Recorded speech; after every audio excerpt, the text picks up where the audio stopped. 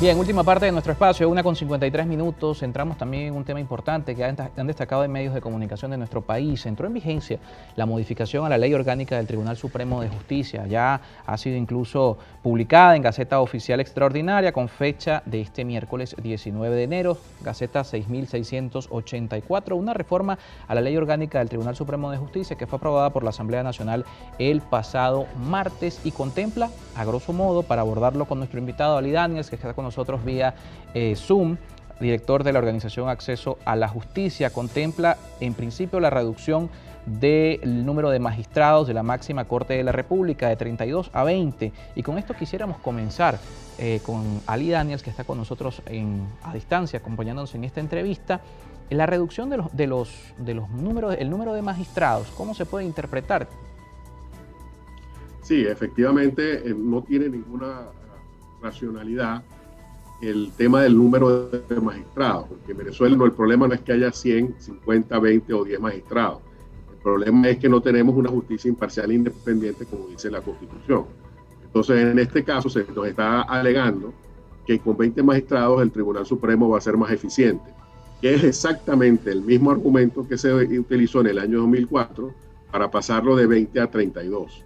Y en este sentido consideramos que la finalidad de este cambio en realidad no es más que una movida política, que un objetivo político, en la medida en que en las negociaciones en México justamente el tema del Tribunal Supremo y del Poder Judicial quedó como el próximo punto pendiente a discutir. Y dado que el gobierno ha señalado que se va a reactivar el tema de las discusiones en México, para nosotros lo que se está es jugando adelantado a los efectos de establecer cuotas para la oposición, pero no a partir de 32, sino a partir de 20, para que no ocurra lo que ocurrió en el CNE, donde el reparto de cargos quedó 3 a 2, y eso implicó una mayor cuota de poder de la oposición. A mí yo lamento mucho tener que estar hablando en el Poder Judicial de repartos de cargos por temas ideológicos, pero es la realidad, y en este sentido consideramos que la justicia debería ser independiente. Es que exactamente, yo no quiero 20 magistrados de 5 de un lado y 10 del otro. Yo lo que quiero son 20 magistrados todos independientes e imparciales, y es lo que queremos. Hay también una reducción, esto se traduce en una reducción que se mantiene proporcionalmente parecida a lo que establece anteriormente la norma con el tema de las salas. La Constitucional sigue teniendo el mayor peso en cuanto a número de magistrados, pero también se establecen las competencias de la Sala Constitucional que no abarca la modificación del contenido de las leyes. Por ejemplo, un tema también que ha destacado en algunos medios.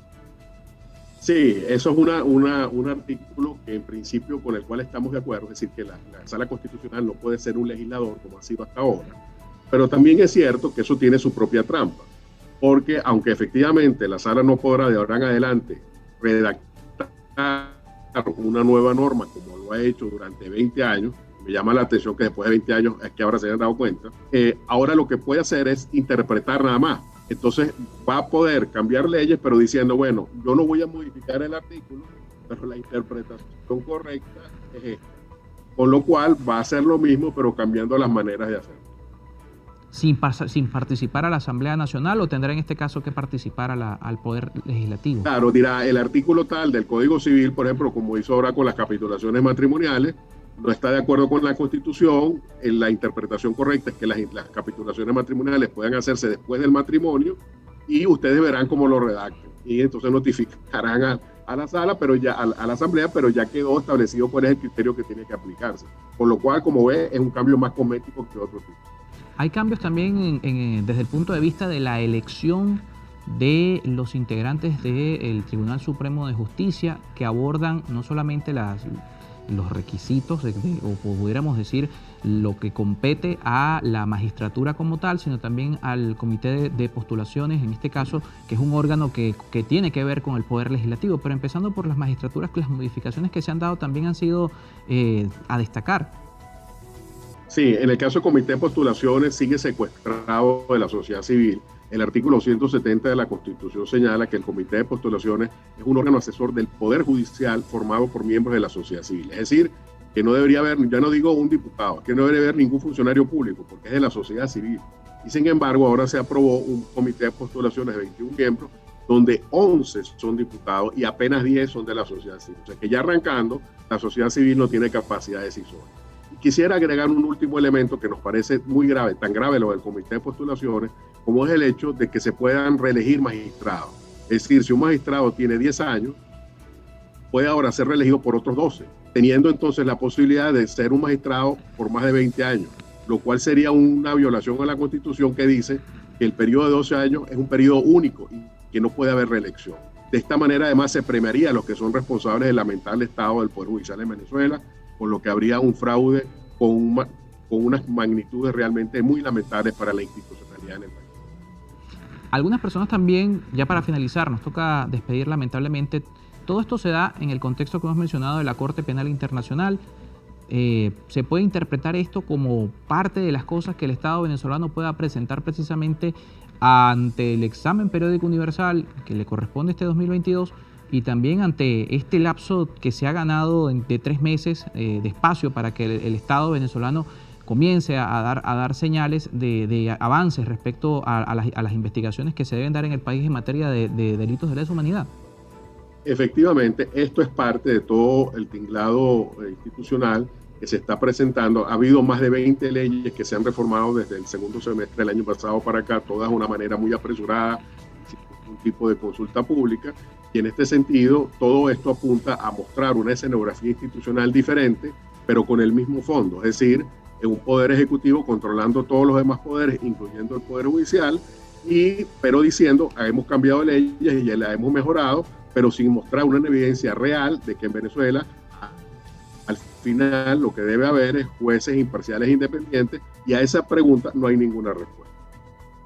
Bien, de esta manera nosotros vamos a terminar nuestra entrevista. Muchísimas gracias por acompañarnos a través de Zoom. Era Ali Daniels con nosotros, director de la ONG Acceso a la Justicia, organización no gubernamental que, como mencionaba nuestro invitado, ha participado, por cierto, en estos exámenes periódicos universales que a Venezuela le corresponde este 2022 nuevamente participar, y esto tiene que ver con la revisión del cumplimiento de las normas de nuestro país, también de los compromisos que asume la República en materia de derechos humanos, un tema también polémico para Venezuela, no solamente en el caso de estos organismos internacionales, sino también las distintas organizaciones no gubernamentales que en nuestro país hacen seguimiento al cumplimiento y a la garantía de los derechos humanos, han hecho sus señalamientos en distintas áreas, tienen que ver con el acceso a la salud, el acceso también a la alimentación y, por supuesto, derechos fundamentales que hoy investiga la Corte Penal Internacional con este proceso que formalmente ha iniciado en el mes de noviembre y que, como decimos, también toca rendir cuentas a la República